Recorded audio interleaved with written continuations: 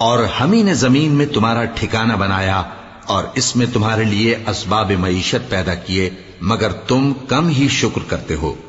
और हम ही ने तुमको इब्तिदा में मिट्टी से पैदा किया, फिर तुम्हारी शक्ल सूरत बनाई, फिर फरिश्तों को हुक्म दिया कि आदम के आगे सजदा करो, तो सब ने सजदा किया, लेकिन इब्लीस कि वो सजदा करने वालों में शामिल ना हुआ। अल्लाह ने फरमाया, जब मैंने तुझको भी हुक्म दिया था तो किस चीज ने तुझे सजदा करने से बाज रखा? उसने कहा कि मैं इससे अफजल हूं, मुझे तूने आग से पैदा किया है और इसे मिट्टी से बनाया है।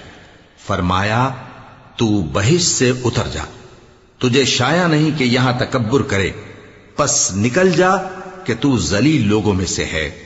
उसने कहा कि मुझे उस दिन तक मोहलत अता फरमा जिस दिन लोग कब्रों से उठाए जाएंगे। फरमाया, अच्छा, तुझको मोहलत दी जाती।